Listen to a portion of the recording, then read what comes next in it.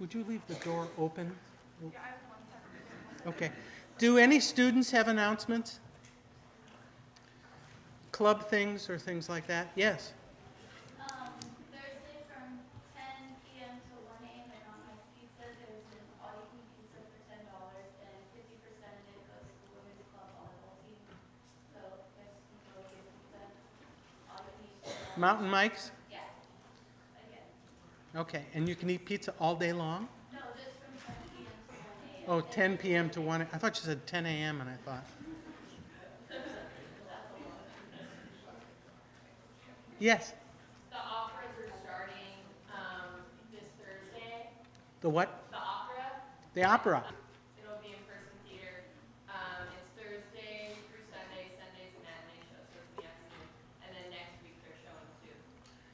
And the opera is? It's 3 operas. It's called Suburbia, and it's 3 separate operas that kind of take place over a long span of time. They're all really good, and they're in English, so you can understand them. They're in English. They're in English. What more could you ask for? Okay, we're going to get started now. The topic for today is the sociology of genocide. I want to introduce you. Oh, Yes.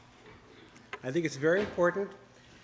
Even though you all know Myrna Goodman, I want to introduce Myrna Goodman because she is incredible. I haven't known her that long, but she's incredible, an incredible person, an incredible scholar, and I have the honor of being mentored by her. So this is a great blessing for all of us and for me. So just Myrna Goodman.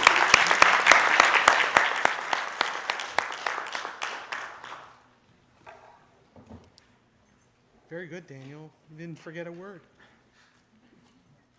Okay.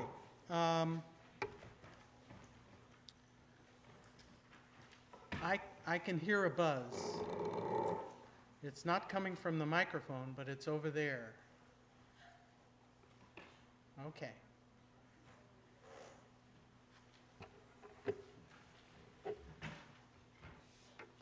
Our topic for today is the sociology of genocide.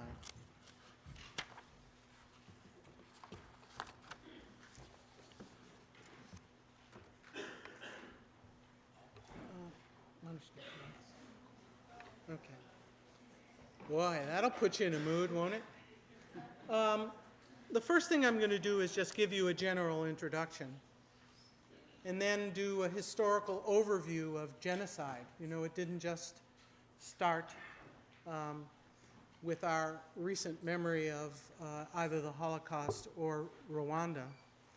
And then I'm going to talk about the process of defining genocide and the influence of Raphael Lemkin in that process of defining it. And also talking to you about why it was so important to find a definition for genocide. Then I'm going to talk about the sociology of genocide and the social processes that are connected to the Holocaust, so that when we discuss genocide, it is always very helpful to have some sort of example that we can use to make sense of the different processes that go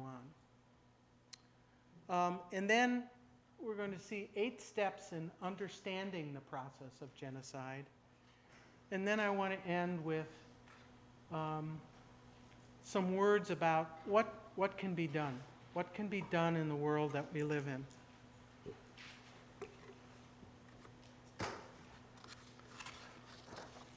So this is a partial list of some of the genocides from both prehistory and also the 20th century. Unfortunately, we have to add the Sudan to the 21st century. But as you can see, genocide goes back to 416 BC, to the island state of Milos. There were some early 13th century Catholics, the Cathars in France, that were subjected to genocidal action, and I'll talk a little bit about them, as well as the Christians of Japan, and also right in our own backyard, the Native Americans of California. The first genocide of the 20th century was actually in South Africa, or Southwest Africa, in the German colony of Southwest Africa, a people called the Hereros. Then there were the Armenians. It's seemingly an endless list of genocides. The Ukrainians, which Steve Bittner told you about, the starvation that went on, the purposeful starvation that went on in the Ukraine in between World War I and II. Of course, there's the Holocaust, which is also known as the Shoah. You'll see Holocaust referred to by especially Jewish groups refer to it not as the Holocaust, but as the Shoah. And then towards the end of the century, East Pakistan, Cambodia, East Timor, Burundi, Rwanda, and Bosnia. There, we do not lack for examples of genocide. The Cathars were from early 13th century France.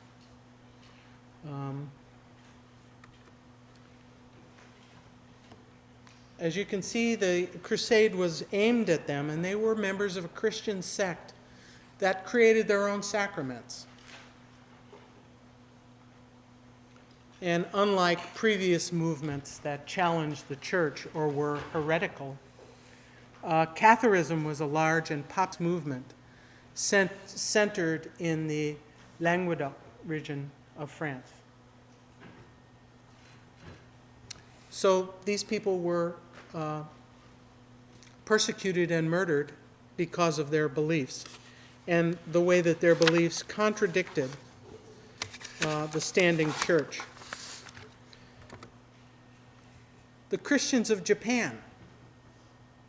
When Japan opened to the Western world and to the rest of the world, the first people there, of course, were Catholic missionaries. The people who all the Philippines and came to the Southwest in the United States. And they came and converted the Japanese to Catholicism. 285,000 of them were murdered in about a 30-year period. And this is an example of an entirely ideological genocide. The only reason the Catholics were murdered was because of their religion.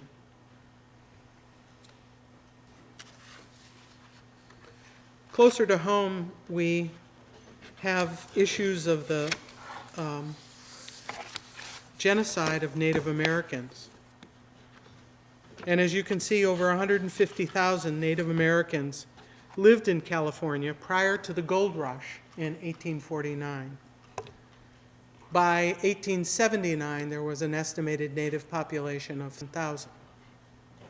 So you can see that in a very short period of time, actually 30 years, there was less than 1/3 of the original population. Many Indians died of diseases, but they were also chased off their land, marched to the missions. How many of you have, I'll just ask this, you don't have to raise your hand. How many of you have been to the mission in Sonoma? Referred to the servants' quarters, which is rewriting history, shall we say. They weren't servants. They were largely slaves. They were enslaved and brutally murdered.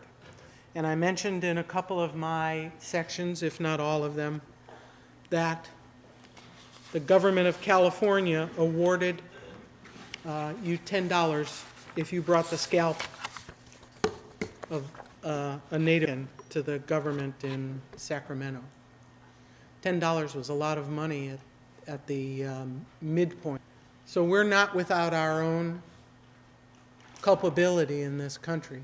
And this is just one example of one isolated genocidal situation. Then, of course, there is the Armenian genocide, which we will be learning more about as we move along. It was the first genocide of the 20th century, and 1 million Armenians died because of massacres and forcible removals during the government of the Young Turks in a 3-year period in the Ottoman Empire. The one thing that is unique about the Armenian genocide is that it is remembered and commemorated every year in April. And every year, Armenians have to re-educate people to tell them about the Armenian genocide. It is a most painful heritage that Armenians have today, because every year they can't really entirely commemorate those people who were lost, but they have to spend that time trying to convince so many people that in fact the genocide did in fact happen. And it's very painful. And that's one of the reasons that we have an Armenian memorial lecture every year. Not so that we can bypass the deniers, but so that we can remember and help Armenians remember. Well, now we move to the project of defining and classifying genocides. It's one thing to say, well, that was genocide. It's quite another to know the details of genocide and to also try to understand why we need to even worry about a definition of genocide. And I hope that'll be clear to you as we move along. Before the term genocide was actually coined, the way to describe mass death was they talked about barbarism and mass murder, or mass death. In the 19th and 20th century, attempts included international treaties that aimed at preventing war crimes and crimes against humanity, barbarism, mass death, mass murder, crimes against humanity. And some of the things that were done to try and prevent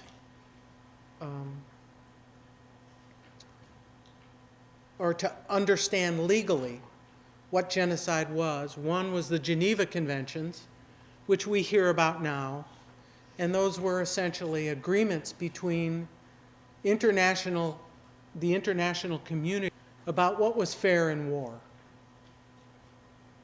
How were captured soldiers treated? How were civilians to be treated? So the Geneva Convention was essentially a way in which and I use the word advisedly, civilized countries of the world agreed on how they would carry out war. Kind of like the NBA rulebook. There were also various treaties at The Hague, where the International World Court is now, which forbade the murder of POWs, non-combatants, or acts such as sinking passenger ships. So there were these attempts to understand how the international community should describe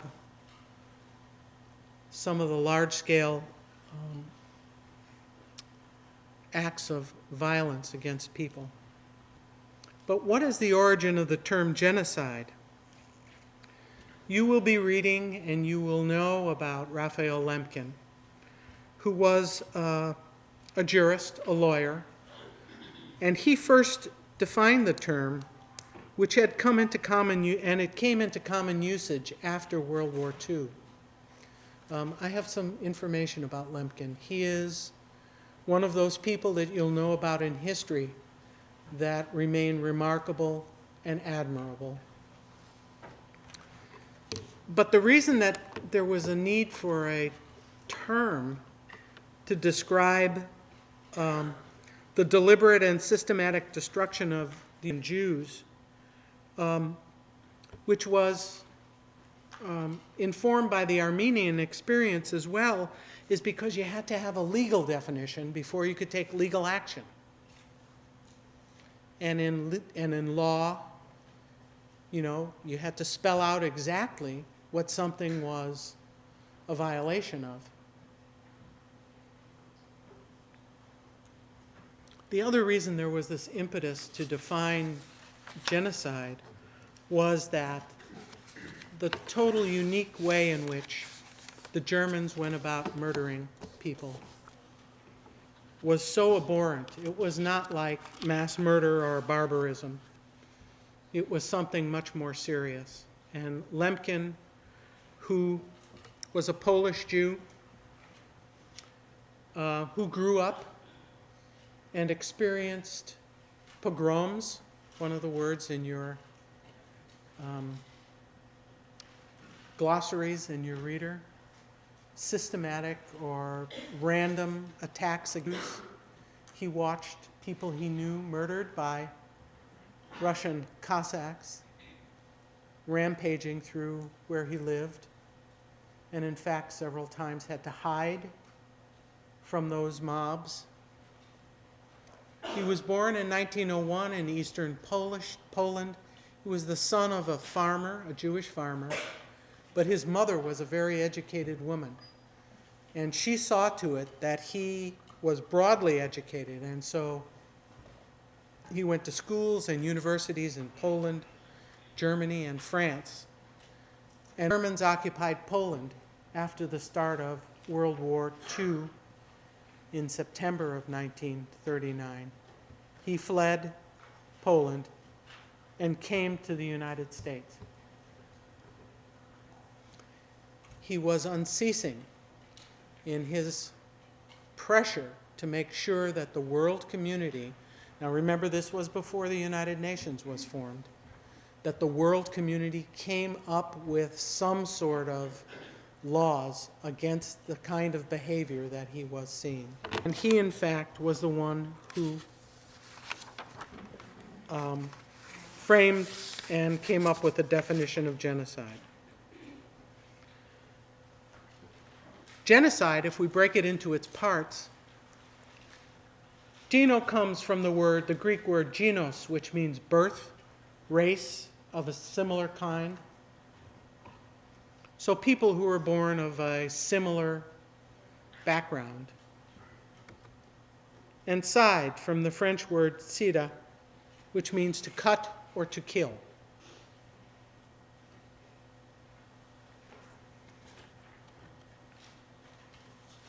But the important thing that we really need to understand about why all of these definitions, and I'm going to be showing you some more, is that genocide has taken so many forms. If you define genocide simply by what happened to Indians, it becomes a term that doesn't work for other genocides. And so scholars have worked very hard to try and draft their own definitions. And it can get a little confusing. But if you just think in your mind, people are trying to specify what this term means and use Raphael Lemkin's definition as the one that you really should understand. You'll see that sociologists have a definition that's sociologically focused. Genocide is a form of one-sided mass in which a state or other authority intends to destroy a group as that group and membership in it are defined by the perpetrator.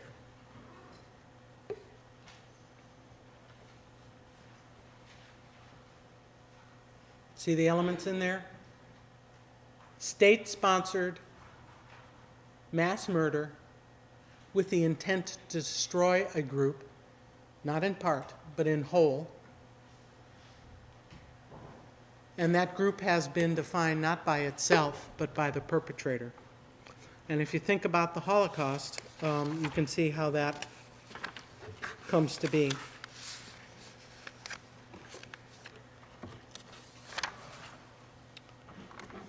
There's a United Nations definition, and I didn't put it up there to help you. You can find it anywhere on the net, and I will put that link up. It's got 3 main articles. The first, and it was passed on the 9th of December, 1948. And Lemkin was alive long enough to see it passed. The contracting parties confirm that genocide, whether committed in time of peace or in time of war, is a crime under international law which they undertake to prevent and punish. Article 2.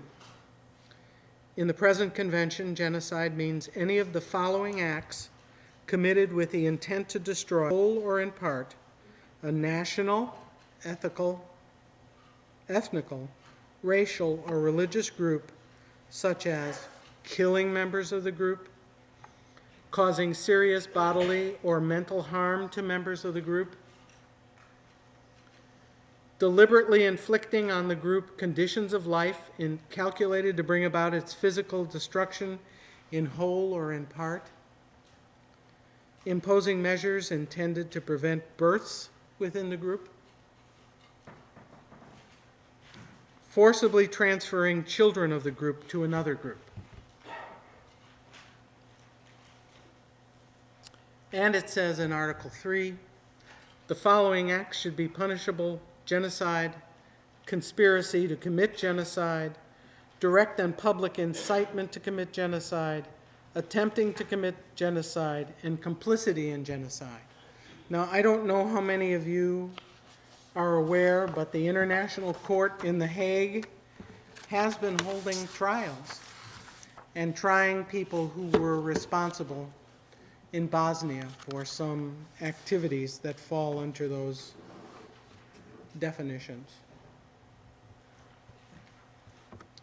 As a sociologist, I am interested in sociologists' research interest in genocide. What are the things that sociologists find important to know or understand?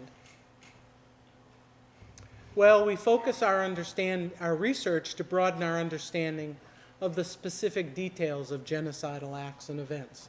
In that sense, we do comparative historical sociology. We do look at historical facts. We also seek to refine various aspects of genocidal events by asking questions. That is the first thing that sociologists do. We ask questions. What are the dynamics and stages of genocide? How does it happen? Does it just break out, or are there precursors to the acts of murder? What are its conditions and causes? What causes genocide? Why? Why do we have genocide? And sociology also seeks to investigate, analyze, and generalize about the social phenomena connected to genocide. And by social phenomena, we talk about those interplays between individuals and between large groups, because that's what we study as sociologists. Well, the first thing we come up with is, what are the motivations for genocide? Sociologists have come up with the notion that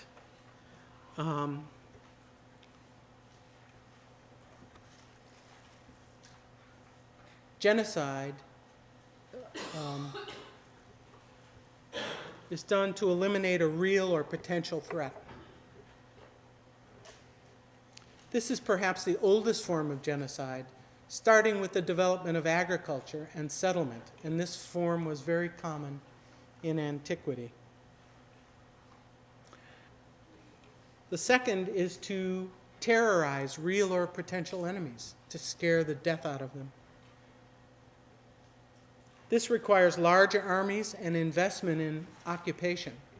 Examples include the terror of Genghis Khan, Athens' murder of the men of Milos, Shaka Zulu's empire in South Africa, and the Soviet-manufactured famine in the Ukraine. The third thing is genocide to acquire economic wealth. This type also was probably developed in antiquity. I think of Genghis Khan and the Mongols sweeping over Europe. And it's been associated with the settlement of the New World. We don't need to go that far back. The colonial empires were definitely done to acquire economic wealth. And examples include the Pequots of New England, another case of Native Americans, Guerreros of Southwest Africa. The fourth is probably the one that, as a sociologist, interests me the most, and that is to implement a belief, a theory, or an ideology. And it is more recent in origin, and it differs from the first three in that the primary victims are members of the perpetrator state. They're not in some other country. And this is often carried out at great cost to the perpetrators. They're focusing, the Germans focused, the Nazis focused on ideology and not really the consequences of what they were doing. The expenditure of manpower, etc., was at great cost to them, this belief in creating a master race. And examples include the massacre of Turkish Armenians, the Holocaust, and the Cambodian genocide under Pol Pot.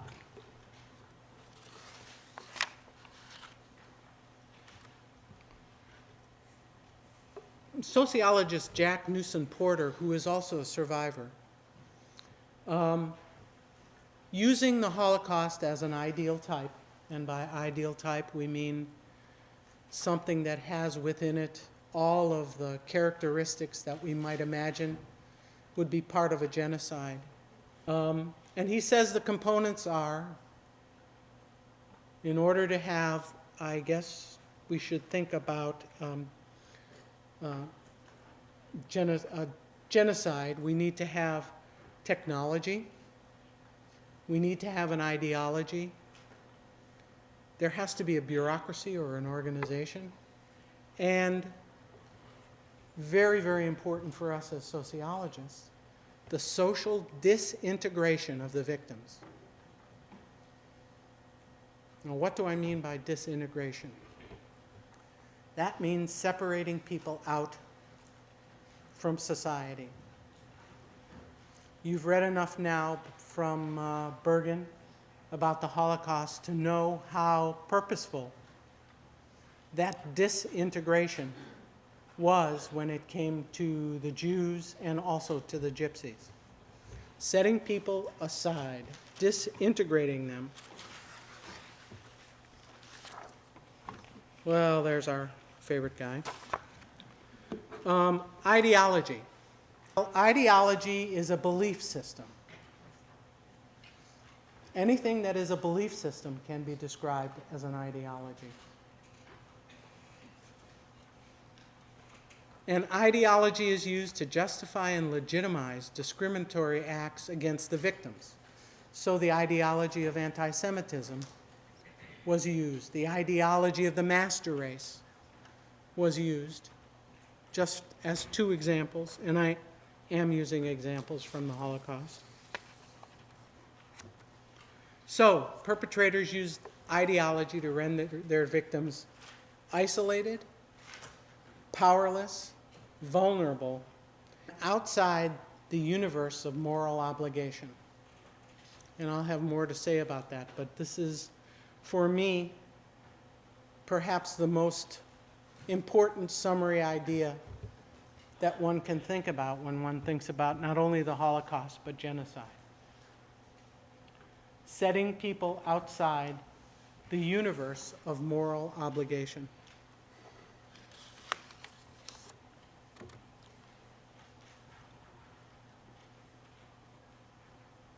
we're going to have fun because there were two versions of this on that flash stick, that flash drive, and we've got the old one here. Okay. Bureaucracy. Many of you have had your own experience with a bureaucracy if you've ever tried to collect your financial aid, if you've ever had to deal with the Department of Motor Vehicles. Well, the Holocaust had its bureaucracy, and it was composed of politicians and political leaders. There were top-level decision makers, military leaders, clerks, military personnel, guard, and of course, ordinary people.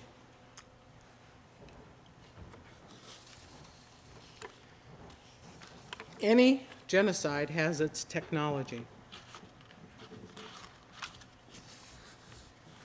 And the technology of death can include shooting, gas, poison, starvation, experimentation, forced labor. In Rwanda, the most common weapon to kill 800,000 people in about a month was a machete.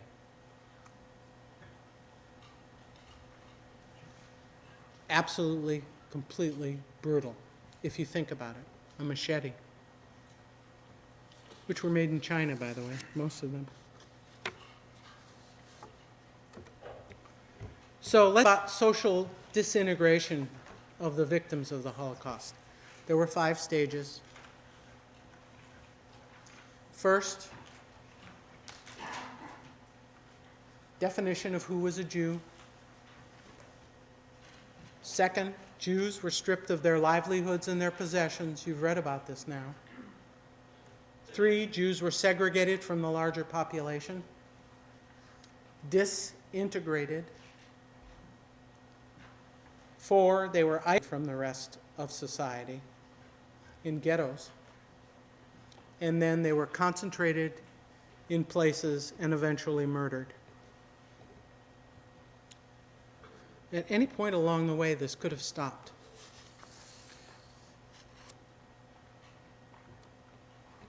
Aha.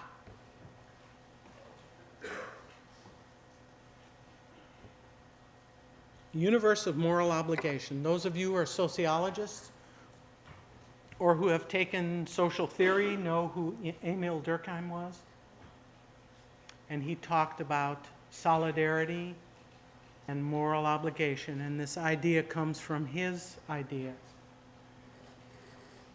And the universe of moral obligation is defined as that circle of persons toward whom obligations are owed, to whom the rules apply, and whose injuries call for attention and healing. Kind of abstract, but think about what our own universe of obligation is. Who are you obliged to?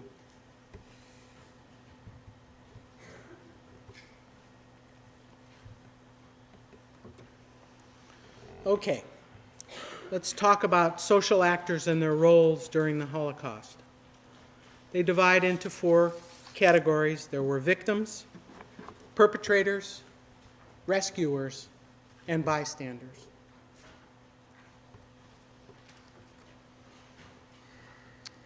The victims, over 1 million children were part of the 6 million Jews murdered during the Holocaust. The Nazi victims also included, as you know now, Jehovah's Witnesses, Poles, Russian POWs, homosexuals, the Roma and the Sinti, communists, political opponents, and countless others. 13 million and about 20 million Soviet citizens.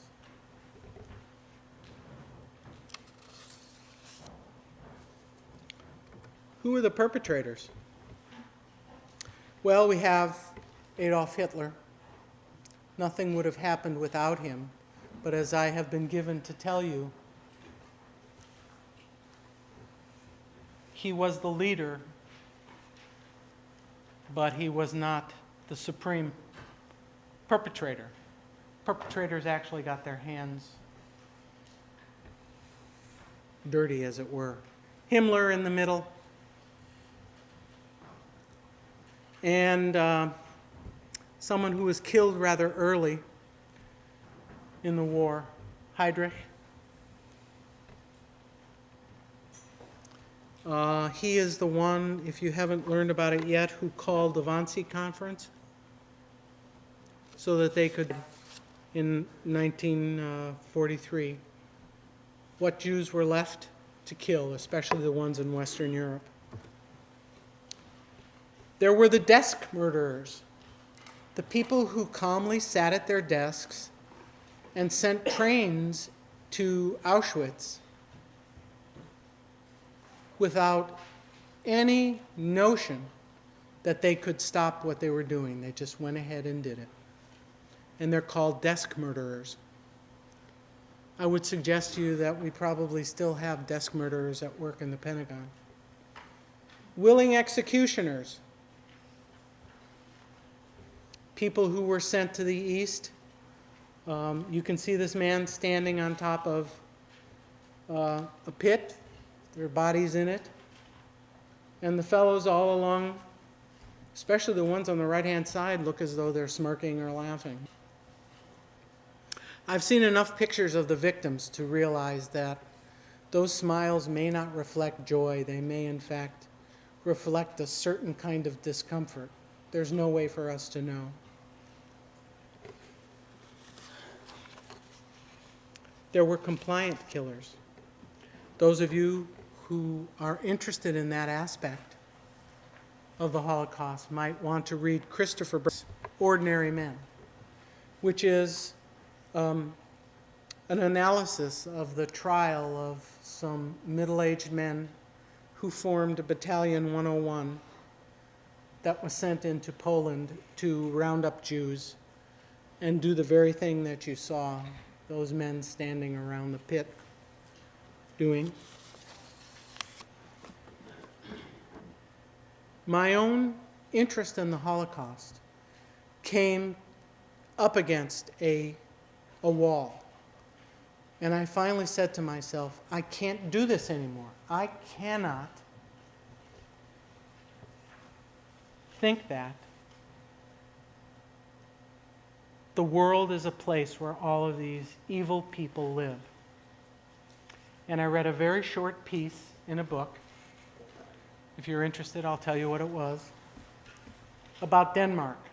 And those of you who know me or have talked with me know that I have studied Denmark during the war because it was an exception that all of the Jews who were in Denmark, be they citizens or not, were to an overwhelming percent shipped across the water to Sweden in a national effort. And it was when I learned about that, when I learned that there were people who were not evil, who were in fact rescuers, that my own perspective on who I could be, who we could be, shifted dramatically. We have in the past had Knud Dybe come and visit us. He is typically Danish. He was a policeman during, a Danish policeman during the war, and he personally brought Jews from the interior of Denmark to the coastal towns and put them on fishing boats so that they could be saved. He's been honored as a righteous person by the Holocaust Memorial Authority in Israel called Yad Vashem. You should know that there are righteous persons from every European country, including Japan, because there was a Japanese diplomat who issued visas to Jews in Poland and Lithuania. His name was Sugihara. those people have been honored as righteous persons. And there are trees planted in their name in the grove of the righteous in Israel. People like Daibi, who made me realize that we all could be different. He was just an ordinary policeman who, when someone said, "I wonder if you could help me get this package to the harbor," who knew exactly what was being said and asked of him, said, "Of course," without question.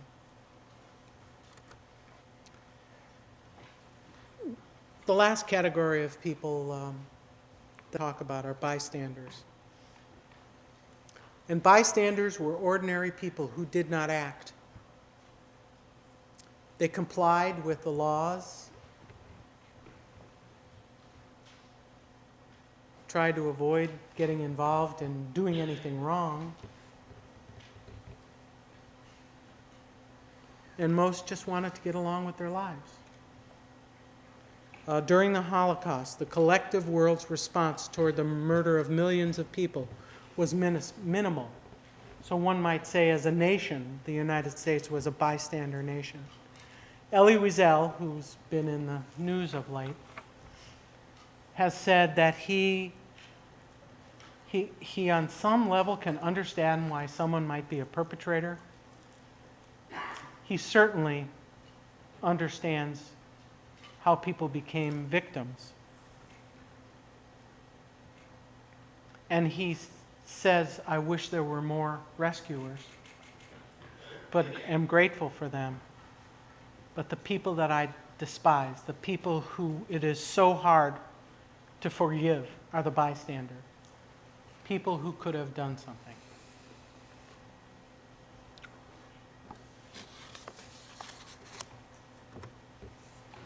Which brings us, once again, to the universe of moral obligation. Who are we responsible for? And I don't mean it in some broad manner, broad brush. We need to think close and to move outward.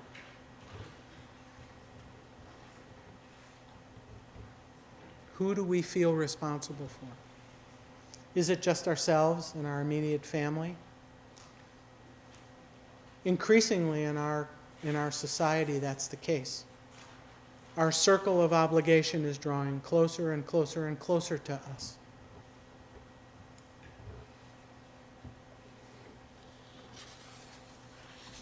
Okay, we're going into the home stretch here. So let's try and understand the genocidal process. I've kind of described to you the general processes, but let's try and understand the genocidal process. And I am working here with some ideas that were created by Dr. Gregory Stanton at Genocide Watch. And included in some of the things I'm going to say are some of the things that he suggests we need to do to prevent genocide. He says that there are 8 elements of genocide. Classification, I'm going to go through them one by one. Symbolization, dehumanization, organization, polarization, preparation, extermination, and that the last stage of genocide is denial.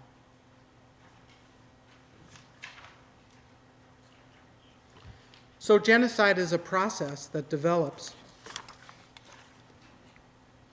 in stages. They're predictable but not inevitable. At each stage, preventative measures can halt the process. The later stages are always preceded by the earlier ones, but the early ones continue to operate through the whole process. So let's look at the first one, which is classification. All cultures have categories to distinguish people into us and them. When you read James Waller, you'll see how that process takes place and how universal it is. We divide people by ethnicity, by race, religion, or nationality. German and Jew, Hutu and Tutsi. These bipolar societies, like us, in some level, white and black, especially ones that lack mixed categories like Rwanda and Burundi, are the most likely to have genocide. The main preventative measure is to create a sense of what? A sense of humanity. That it's not us and them, that it's us.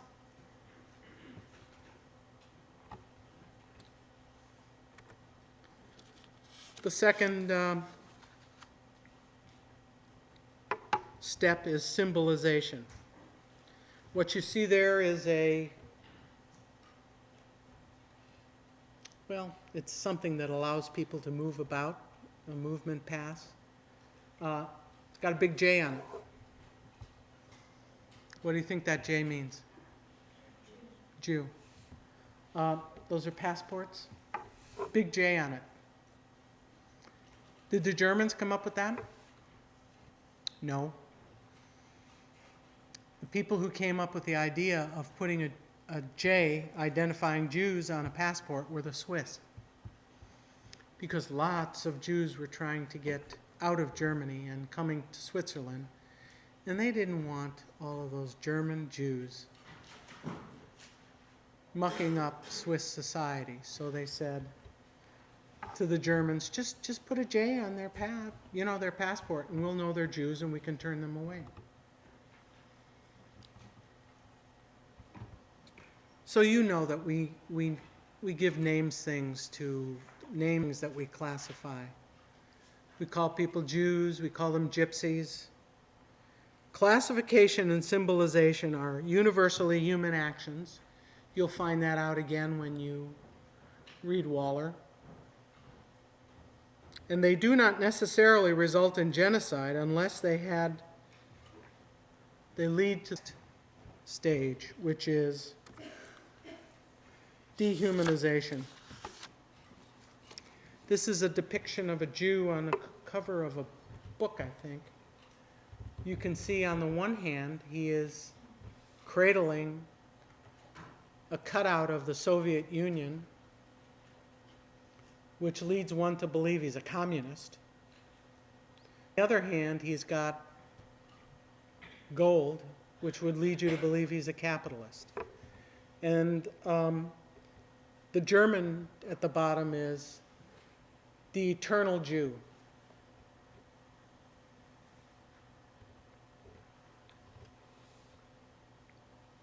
In this process of dehumanization, one group denies the humanity of the other group, and members of it are equated with animals, vermin, insects. We've talked in my sections about the linguistic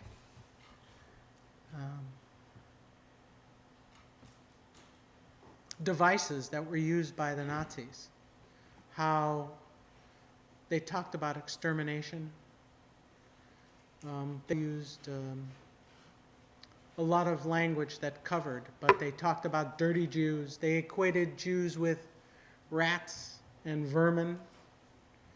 Well, that was all a process of dehumanization. And what that dehumanization does is it overcomes our natural revulsion against violence. One of the things that Christopher Browning concluded after studying the records of this trial was that the men who killed, shot women and children and elderly men and young boys, just like the one that described happened to his father, had been so indoctrinated for so many years. about how worthless Jews were, that it was not difficult to pull the trigger. That in fact they were doing the world a favor by getting rid of all of these Jews, be they little children or women or elderly people.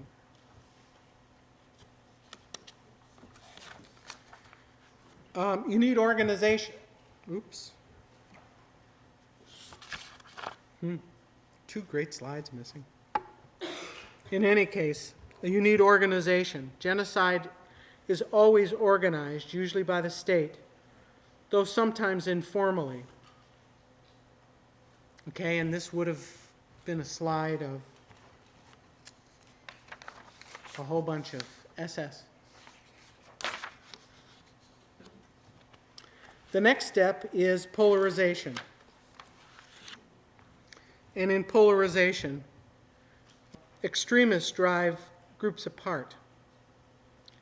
And hate groups begin broadcasting polarizing propaganda.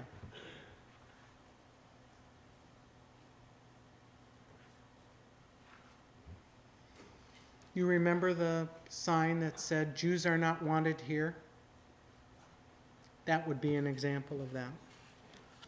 And then this is an example of identification.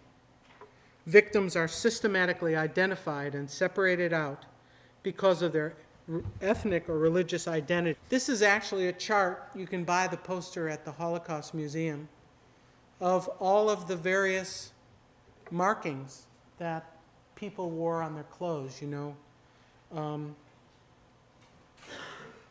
You can see those special ones down at the bottom.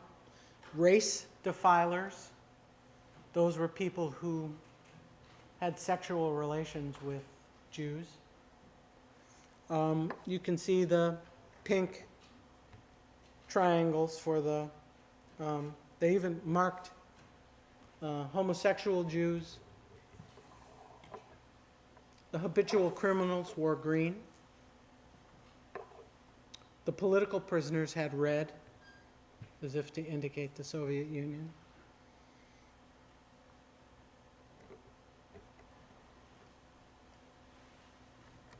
And then, of course, there was the notorious yellow star. Some people believe or have heard that in Denmark, the king wore a yellow star to mark his solidarity with his people. It's not true. But people tell the story as a way of kind of reminding us that the people of Denmark did have solidarity, not only with Jewish Danes, but Jews living in Denmark. And there were a lot of them who were not citizens.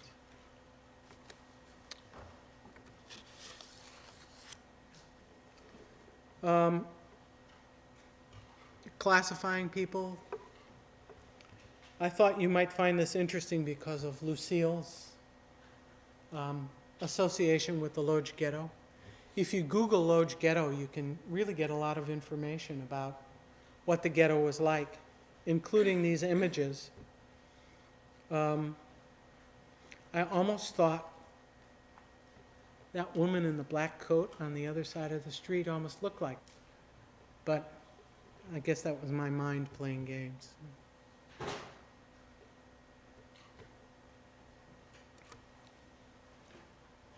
The last step is extermination. This is a crematorium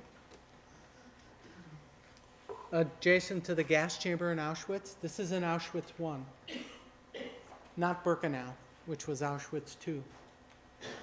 And it was preserved, but in Birkenau, both the gas chambers and the crematoria were blown up. One in an insurrection and the other by the Germans as they retreated.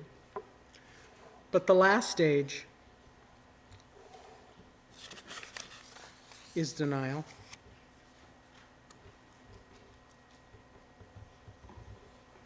The Holocaust is a gigantic Zionist hoax. It's a lie. Not surprising that the people who are dressed up there are Ku Klux Klan. This is the last stage. In fact,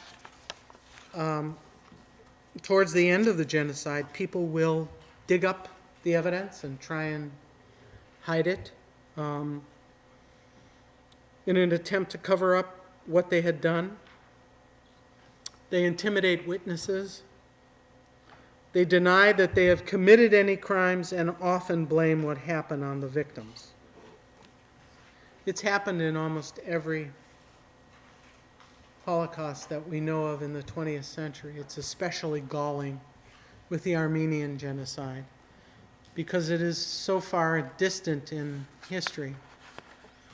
It's really hard for us to make any kind of evaluation.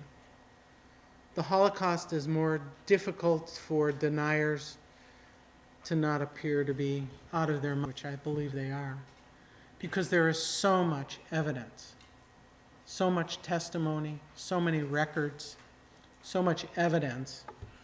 But the last step is denial.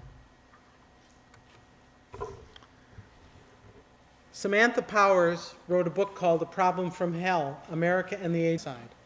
You will be reading a few passages from that book, a few chapters. And what she says in there is that the American government has been a complete failure in stopping any of these genocides. And she analyzes why she thinks that's the case. And she reminds us that intolerance and indifference are a most lethal pair of foes. And she says that it's imperative that we attend to the current situation in Darfur. Not in that book, but in an essay she wrote for Time, because it is a region on the edge of genocide. I have been hearing about Darfur as something where there is a genocide watch from the Committee on Conscience. And now we believe a full-blown genocide is going on. The difference? There are really being a stand, and in fact, the college organization that is working actively to raise awareness is called STAND. This was taken in a refugee camp in Chad.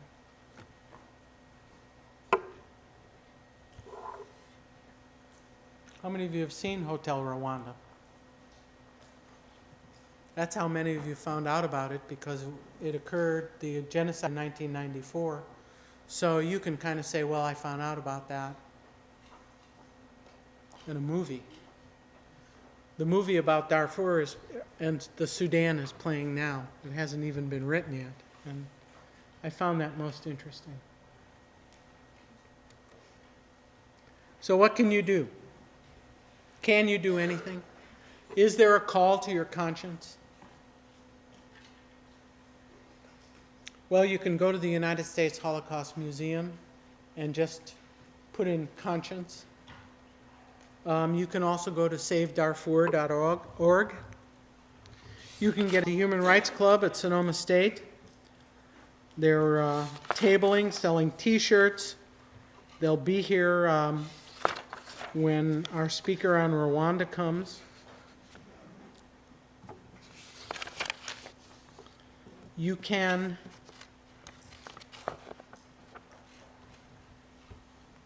spread the word.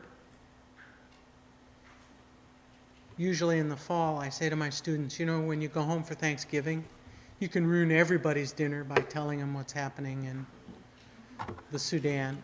So now it's Easter dinner you can ruin.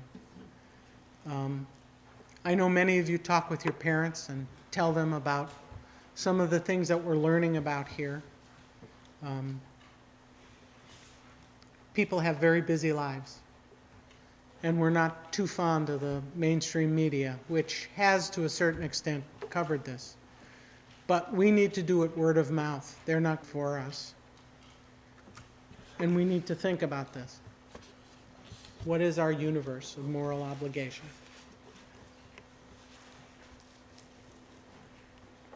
Am I suggesting that all of you go, can I have the light, Kimberly? Am I suggesting that all of you drop everything and go to the Sudan next week? No. But I'm asking you just the same things I ask myself. What little bit can I do? Because it's not going to make a big difference. Unless you're a very unusual person, it can't make a big difference. But if we all did just a tiny little bit, we might make some difference. So I talked to you about the sociology of genocide.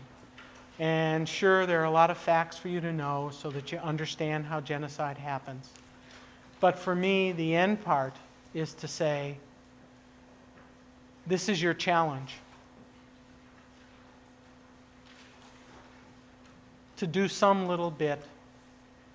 We'll be raising money in here in a few weeks for orphanages in both Rwanda and in Darfur. Tell somebody you know about it. Tell your parent. And they'll surely say, don't invite him again. Right? We don't want to hear any of that sad stuff. But did you know that Brittany shaved her head?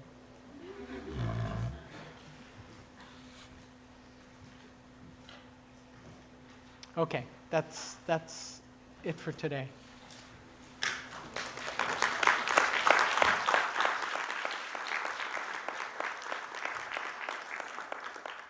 I will post the PowerPoint to the sections. Daniel will do the same with his. Big questions?